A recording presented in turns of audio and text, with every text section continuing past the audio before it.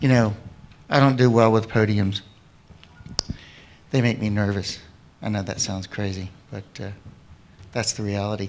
I think it relates to the fact that I was speaking in front of a room of 500 people at Cisco Live one year, and they put me on a podium and I fell off while I was pointing with my laser pointer at the slides.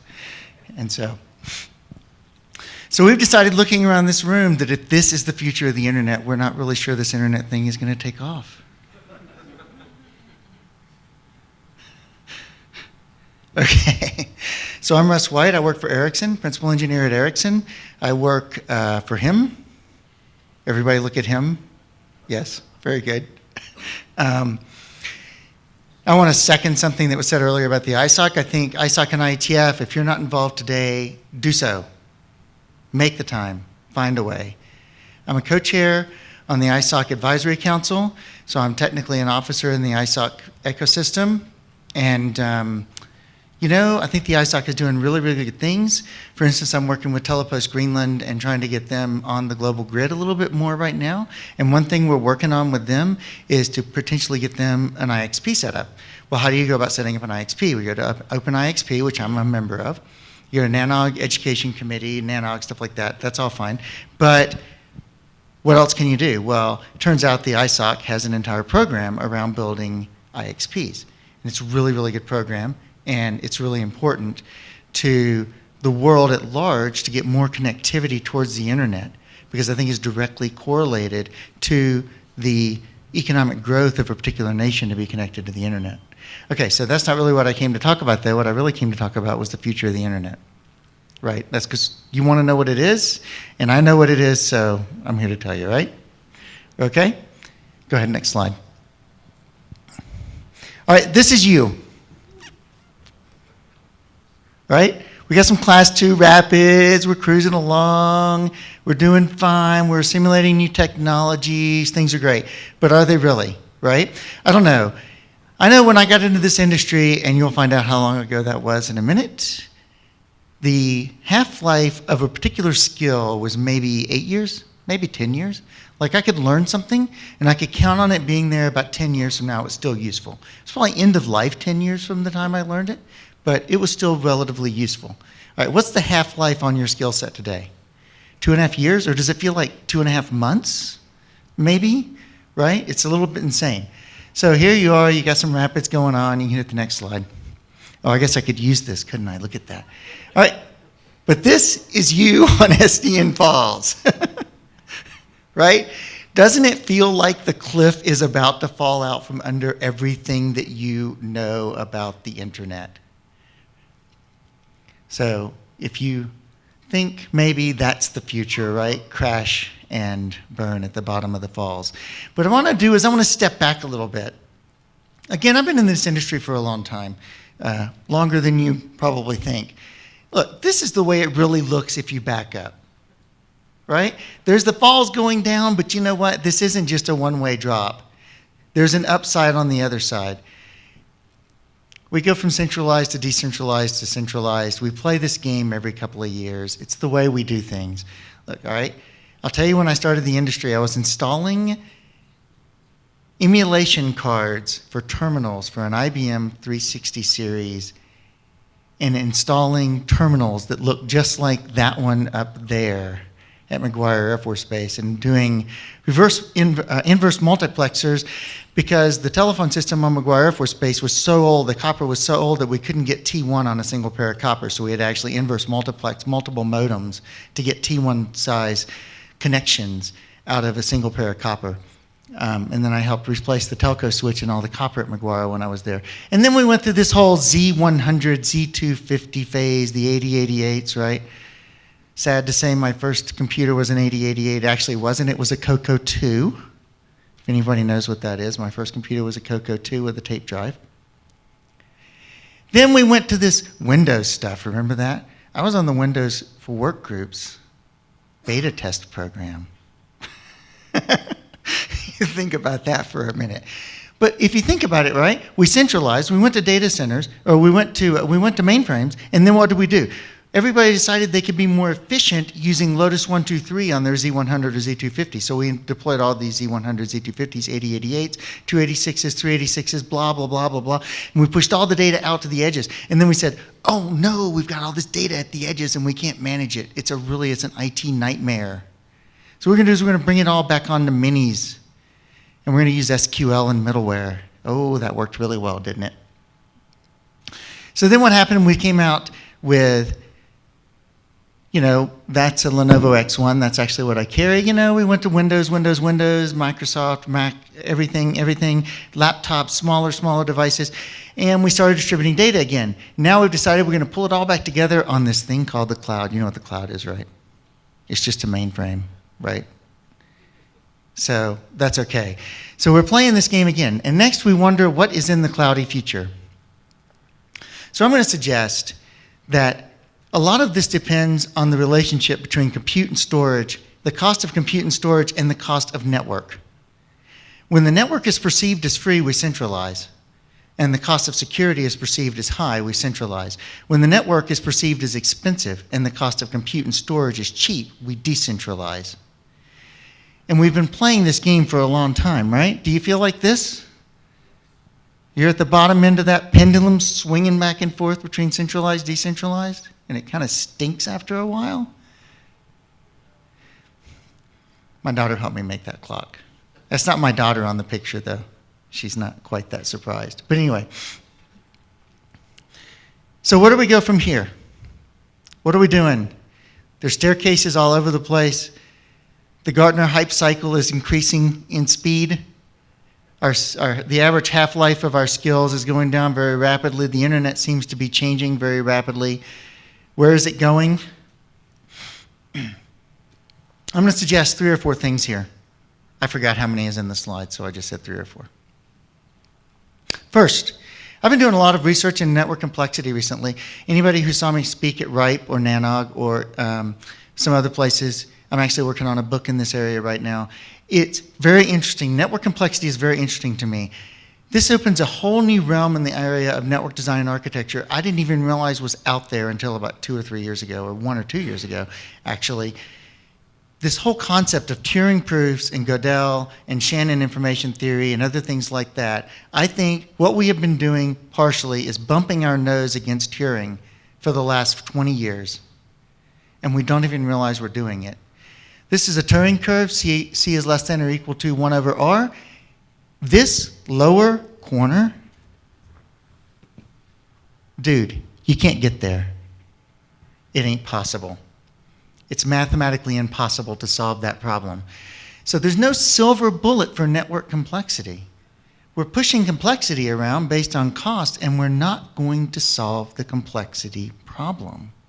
We're going to have to approach complexity rationally and figure out how to take this in. So I think that's one thing that needs to be taken into account or dealt with when we're dealing with the future of the internet, is we're pushing complexity around, we're not being rational and thinking about what are we actually doing. Okay, second thing is, we need to rethink failure domains. Okay, now look, I'm an old hat at routing. My Twitter handle is Routing Geek. Everybody knows I do routing. It's what I do. Layer 3 guy. It makes my head hurt when I hear someone say switch where you can and route where you must, because that's completely inverted from the real world, in my opinion. But we did this for a reason, right? We had layer 2 addresses, and we had layer 3 addresses, and we aggregated layer 3 addresses. And we knew we were causing suboptimality in our forwarding plane. We knew what we were doing, but yet we still did it. We did it to divide failure domains up. It's because we learned through hard experience that positive feedback loops in our network control planes are a very bad thing. And yet, we are walking into a world with hyper-virtualization, layers upon layers, no concept, not really thinking very hard about, hey, what happened to our shared risk group idea? Right? When you virtualize, what happens to shared risk groups? We're not really thinking about what happens to complexity here. What are we doing with our failure domains? How is this all going to work? We're just barging in. I think we really need to stop and think about our failure domains, not only in the SDN space, but also in the virtualization space. I'm not saying it's wrong. I'm just saying we need to be conscious about what we're doing, and we need to think about our failure domains, because this is what happens if you don't pay attention to your failure domains. You end up trying to clean up the broken train engine. I'll tell you one thing I think we can do to reduce complexity and to think about our failure domains better, which is to separate policy from reachability. Over the years, all right, where do you put your policy in today's network? That would be BGP, right? But wait, doesn't BGP also provide forwarding, reachability? Sure it does. So over these years, what we have done is we've played with metrics, we've played with communities, we've put all of our policy and our reachability together in one big bucket. Now I know that those things have to come together in the forwarding table, but there's no reason that we have to continue to push them together in the control plane. We can actually learn to think about policy and reachability as two separate things. We do it with maps, right? Your map doesn't tell you where there are stop signs. It doesn't tell you where there are traffic signals and no U-turns. Map tells you how to get someplace. You see the policy dynamically as you drive the road. We need to rethink our models. I just did a webinar for Cisco Live not long ago on network models. And it's astounding to me how little we think about network models. Look, the 7-layer model was brilliant in its day. Its day is gone. Okay, I'm sorry, but that's just the reality. Number one, the 7-layer model is great for coders. It's a great way to figure out where your APIs are and where things go. As a network designer, all right, what do I really do with the 7-layer model as a network architect? I look at it. Yes, it's beautiful. It has 7 layers. They're in different colors. Great, I'm happy. It doesn't help me design my network, right? And I think we need to start thinking, when we start thinking about DevOps and SDN, and we start thinking about interactive programmable networks, we need to start rethinking our models and rethinking how we think about networks, because the 7 layers are getting smeared all over the place. There's 4-layer model, which is the DoD, which actually I prefer over the 7-layer. It still doesn't help you very much. There's John Day's model over here on the right. If you've never read John Day's book about his network model, the iterative network model, it's a really, really cool idea. I don't know if it actually solves the problems that we're facing, but it's a cool idea. I think we need to go back and rethink how we think about networks and our models. Okay, tell you something else. We're not going to solve differentiation, and thankfully, we're not going to solve differentiation. I know a lot of people think, I'm going to throw white boxes out my network and it won't matter whose brand is on the box. You know, I hope you never get to that day, because once you get to that day, you've destroyed all your innovation. Because the only reason people innovate is because they're paid to do it. Okay? So, yes, there's a place for white boxes. Yes, there's a place for open APIs. Yes, there's a place for all of this stuff. But don't assume that you're going to kill differentiation, and don't assume that killing differentiation between vendors is a good thing. Maybe reducing it is good. Maybe providing open APIs is good. But killing it off entirely is probably not actually where you want to go. All right, has anybody read Tannenbaum? I love Tannenbaum's book. It was the first book I read when I went to Cisco TAC. Never underestimate the bandwidth of a station wagon full of tapes hurtling down the highway. Okay? The network still isn't free.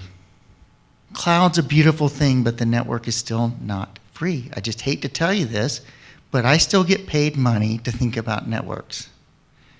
Maybe he's foolish for doing so, but he still gives me a paycheck.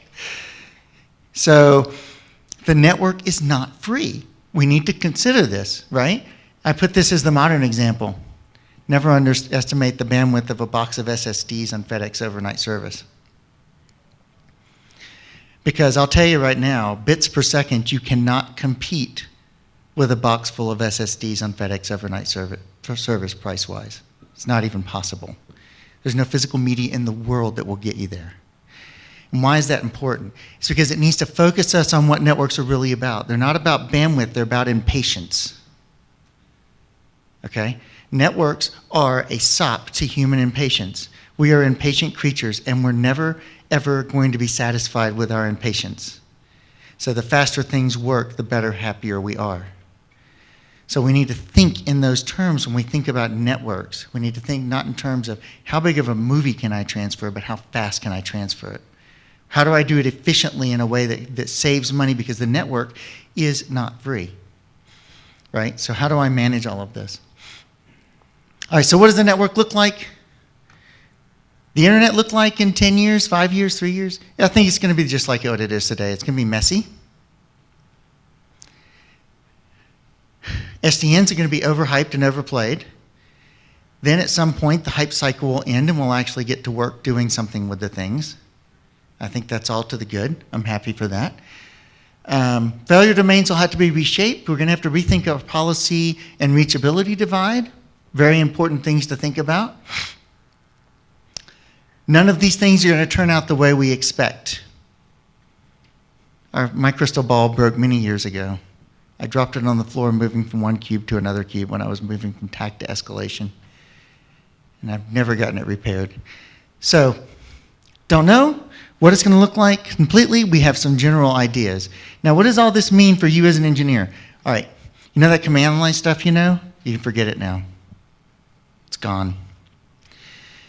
I think what's going to happen in the next 5 to 10 years for network engineers is we must rethink our roles and rethink what we're doing and start thinking about theory and application of theory more and about hardware and command lines less. Only because SDNs are coming at us full force. The network's got to get cheaper. It'll never be free. People are expecting more and more from us and what we do for a living. And our skill set is only 2.5-year half-life at this point or less. Now, I don't know about you, but I'm getting a little bit too old to redo my entire skill set every 2.5 years. So maybe we need to rethink how we're doing this a little bit and figure out a better way. Coding skills, I think, will become the norm.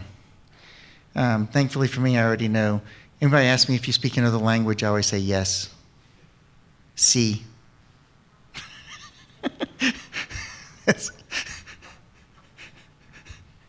Oh, maybe you were expecting Spanish. No. It doesn't work that way. So anyway, that is the end of my slides. I think I am still early. If anybody has any questions or wants to yell at me or throw rotten tomatoes, I'm perfectly fine with all of the above. Any questions, thoughts? Think I'm insane? My daughters do. No? Boy. If the quietness of the room is any indication, I'm telling you, Chris, the internet has no future. Okay, yes? So I'm glad you brought up the 7-layer model, because I've been thinking about that a lot recently. Why not just, I always considered it a 10-layer model already, with religion, politics, and budget. Okay, 10-layer model. So we add a few more layers in the sandwich and continue to make it stack. See that as flying? Okay, so that's an interesting question. So the question is, if I have the 7-layer model, why don't I just continue to add layers to it and just add more layers to the sandwich? In reality, I was researching the 7-layer model and the origin of the 7-layer model, and I discovered that it wasn't intended to be 7 layers. It was intended to be 7 layers to start and to be added to. I think the problem with adding more layers to the 7-layer model from my perspective is it adds complexity without actually giving me, I'm not sure that it's giving me anything more. This is why I like John Day's model so much, because I like the idea that I'm classifying things based on what they do to the bits on the wire rather than their connect. So the 7-layer model is essentially based on the transport layer talks to the transport layer. It's process to process, host to host. The network is basically gone out of the entire picture. What I like about the John Day model is that it's not. It's actually bits on the wire oriented, and that's what I do, is I do bits on the wire. So it's more practical and applicable to me. So in answer to your question, you can add more layers. I don't know what value it gets you. That's my fundamental question, is I don't understand what value adding more layers to the 7-layer model gives us. And furthermore, where would you add things like MPLS? I mean, we did an entire packet pusher show on whether MPLS is a tunneling protocol or not, because it lives everywhere in the stack, right? I can run MPLS over GRE and run Ethernet over MPLS over GRE. Wait, now why would you want to do that? But people do. So, where does it live in that stack? How do you smear things up and down the stack that don't make sense? So that's kind of that's why I kind of think. Any others? Yes. I'll add on to that. I have to teach a lot of Mike. I'll add on to that. I have to teach a lot of students how to code and That was a very effective mic.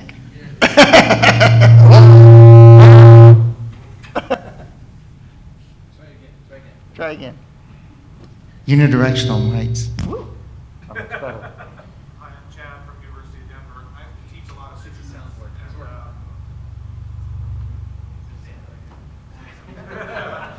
Here, do you want this one? Okay, go ahead.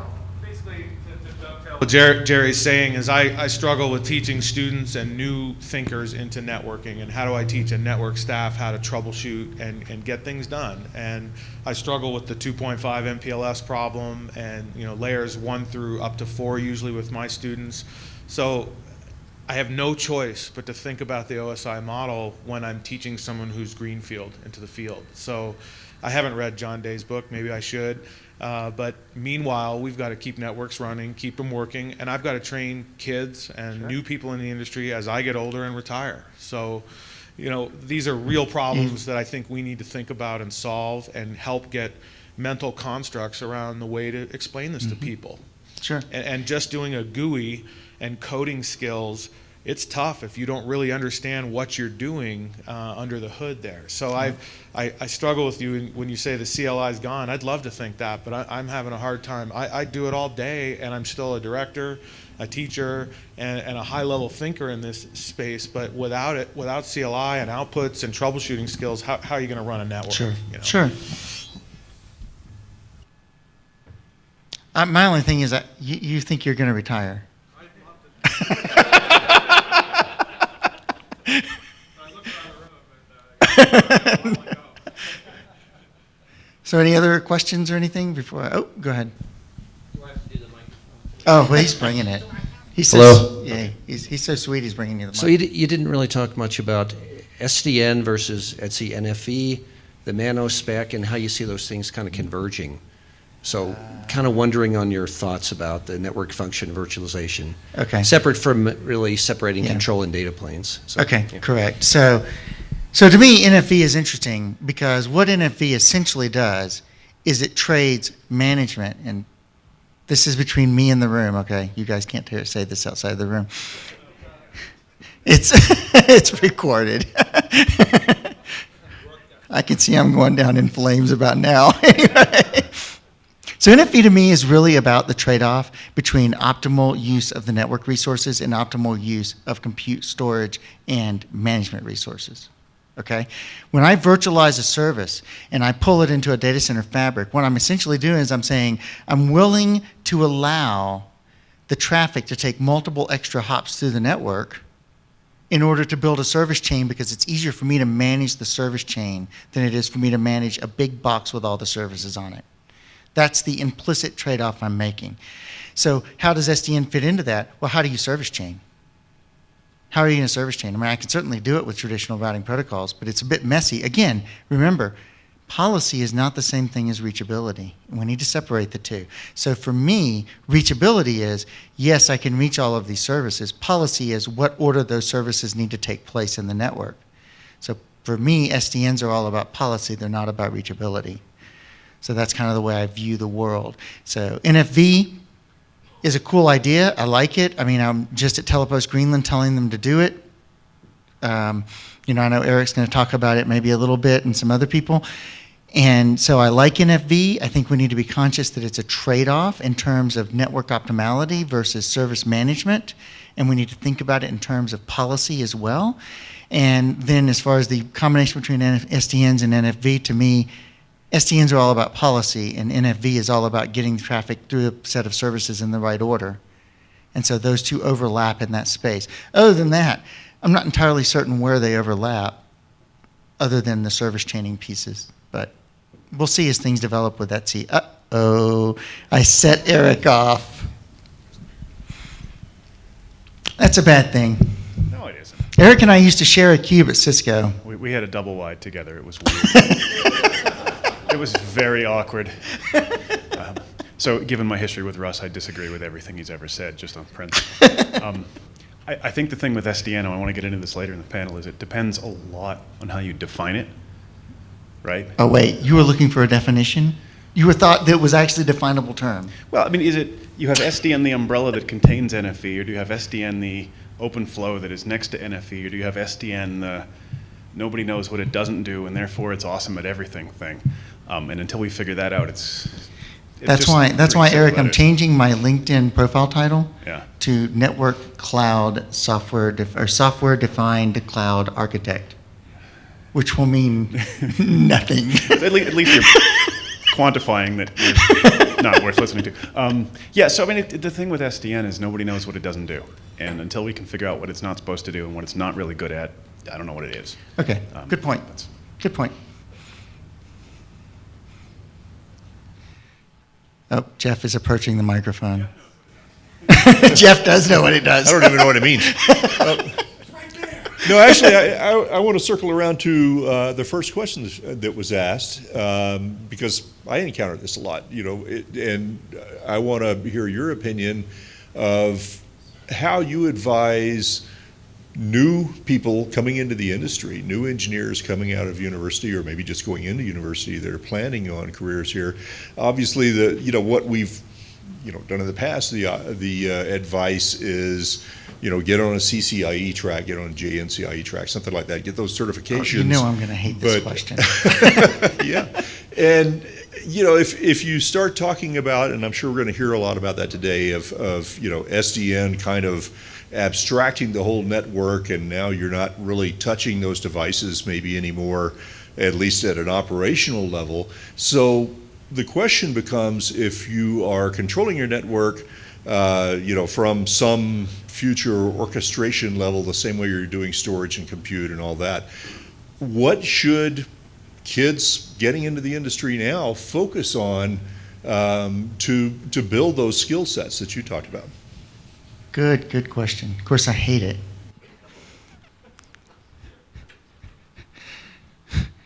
Because I actually helped write parts of the CCIE for years, and I actually developed the CCDE, and I actually developed the CCAR. So if I say too much that's negative, I'm probably going to get slapped around by Elaine or somebody over in that world. My perspective on this is we are at an inflection point in the industry and what's going on, right? We are at a point where things are changing. We're going to fall off the SDN waterfall, and we don't want to crash at the bottom. So here's the thing. If you are the kayaker, during times when you're in nice, smooth water, you want to be the best kayaker in the world as far as a straight stroke going forward and as fast as speed you can get. But when you go down the falls, you need a wide array of skills that are going to get you down those falls. So my answer is, sure, get your CCDE. I won't say CCA. I'll say get your CCDE. Okay? Because I'm still a firm believer that theoretical skill sets are more important than, the CCA. So if you look at it, the CCIE is all about troubleshooting.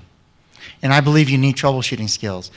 I did boot camp for TAC for years. I know troubleshooting skills are really, really important, and I think you learn logic and stuff when you learn those troubleshooting skills. So I would say, if you can do everything, get the CCIE, get the CCDE, go out and look at certificates, get a master's degree in network, get some network management, get some project management behind you, learn some business stuff, learn everything, learn coding, learn everything. That advice is really, really hard to follow. So what do? You try to pick a center point for your skill set, and then you try to move out from that and learn as much as you can in the peripheries, because we're at an inflection point, and breadth is going to be more important than depth at this point, right this second. In 5 years, it might change. But the way things are right now, breadth matters. And learn theory and history. And my bit of odd advice for everybody who's coming into the networking industry is don't stick just with networking. Learn something else. My pet peeves are, I'm going to tell you a couple of little weird things about me. I actually have a theology degree, and I'm trying to get into a PhD program in theology, and I also do gunsmithing. And I feel like everything I do, and I have a background in graphic design, believe it or not, and in music. I was actually a music major in college. My first major was a music major. and my second major was an art major. So to me, every skill that I have has played into my ability as a network engineer, everything from graphic design to intuitively music, graph theory, all of it plays in. So learn stuff. That's my thing. Try to combine the certifications with college experience, with college and with on-the-job experience. Do it all, not just one. There's no golden ticket anymore, unfortunately. Does that help, Jeff? Probably said nothing, right? So, yes. I guess I don't have a question, but more of a comment. I have the pleasure of battling out with Eric often now about SDN and all that fun stuff. So Don't blame me. Don't blame me. Oh, I will blame you now. I'll have a dartboard picture and everything. But I see SDN as a big bag of Legos, and all of us here are engineers. We all played with Legos when we were kids, you know. And you can never build something with the same color. You always have different pieces, and it looks like this horrible thing unless you get a can of spray paint out. So with SDN, there's going to be lots of different pieces and parts that all of us in our organizations are built differently, and we're going to utilize and find benefits in certain small things. But the key is gluing them all together, how to integrate this technology and the specifics of each technology into our business. Because we're all in different companies. We all work differently. We all have different billing systems and inventory systems and, you know, network hardware. And that's the key is, you know, whether or not we can adapt this technology to our own business plan in a cost-effective way to make money. Yep, I would agree with that completely. Anyone else? I'm going to get slapped now because I'm way over time. I'm used to it. I got another 10 minutes? Oh, I got another 10 Yeah, minutes. I was going to ask a question, and thank you. You have a book that came out here in April about network architecture. I actually read the book. It was great. Thank you. Wow, unbelievable. Somebody Yeah, actually read my thank book. you. And you have a section about SDN there, and you break devices by the level of brains that's taken out of a device. And moving forward, do you expect basically the internet to be managed from a single controller, or we're going to still have the brains staying on the end devices? So how long is it going to take for that transition? Or Okay, so in the book, I tried to throw out a model that was a suggested model around how to do a taxonomy of SDNs, which was essentially the concept. Okay, you know, I don't know, is anybody's here in the Internet Research Task Force working on the SDN working group? There's been a huge discussion in the past on this mailing list, and one of the things we keep hearing from people is, and even on I2RS, is management is slow, control plane is fast. Okay, how many of you believe that? Don't raise your hand because I'm going to smack you if you believe that, okay? Come on. Management is slow and control plane is fast. That is so bogus. How do you even think in those terms? I mean, I just think about it and think, wait, that means as my routing protocol gets slower, it's converted to a management protocol, and as my management protocol gets faster, it's converted to a routing protocol. Really? I'm really struggling with that. So to me, that's a totally wrong way of looking at things. So in this book, in the Art of Network Architecture, I tried to lay out a different taxonomy, which is it's more about what the thing touches. If it touches the data plane, it's control plane. If it touches policy, or if it touches configuration or device state, then it's management plane. And I think a lot of what we do in the networking world is we're like a bunch of scientists that go out and research, you know, and there's no taxonomy right now. You know, we live in this world before there's a taxonomy of mammals and birds, and we decide we're going to go build a taxonomy of mammals and birds, and the first thing we do is go find to Australia and we go find a platypus. And we say, look, birds and mammals must be the same thing. And we start with the hard cases, and we can't figure out how to build a real taxonomy because we're starting with the platypus. And I think we've got to, as network engineers, stop thinking in terms of platypuses and start thinking in terms of ducks and beavers, you know, and start thinking in terms of easy to solve cases first. So, in general, the taxonomy I tried to lay out was, what does it touch? rather than how fast is it. Whether or not that's the right taxonomy, I don't know, but that's what I laid out in the book. Now, second question, will we get to the point where everything is centrally controlled? If we do, I'm gone. I don't want to play in that world. Okay? I think we're just causing ourselves more problems than we know what to do with if we do that. I think we're just moving complexity into a God box, and in reality, we don't know what we're doing when we play that game. We think we're solving a lot of problems, and we're really not. It's just going to be complex in a different way. And so what I hope to see is a control plane that provides reachability and an SDN overlay that provides policy. That's what I hope to see. Whether or not that will actually happen, I don't think so. I don't think it's going to happen that way, because I think people, like Eric says, hey, look, it does everything. It slices, it dices. Look, I can cut this 4-foot square piece of steel with it and still slice your tomato. You know? We've got to decide what we don't want to do with things before we can decide what we want to do with them. So that's kind of my answer, is that I know what I hope to see. I expect to see something a little bit more complex than that. And unfortunately, I think we'll have to make several false starts and have major problems before we back off and realize that it's not the right thing.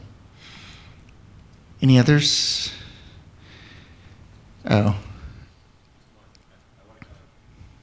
On that a little bit and just say, because I think where that's going a little bit is, the reason we're in an inflection point is because you talked about this arc where we go from centralized to decentralized and kind of go back and forth. And it kind of sounds like that your ideal state is somewhere in between, right? And that's usually how things are, right? Somewhere between the extremes. Yeah.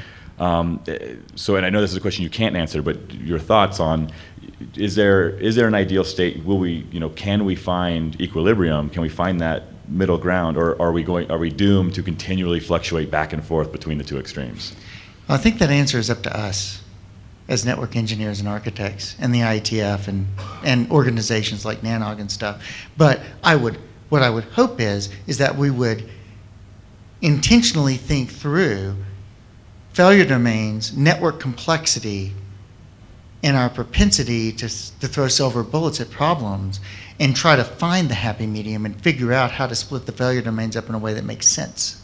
Now, whether or not we will really do that, I doubt it. I think in the long run, we'll still have fluctuations. I just hope that we can dampen them. Because like I said, I'm getting too old to learn a new skill set every 2.5 years, personally. So, anything else? No. No, this is pretty good though. Thanks.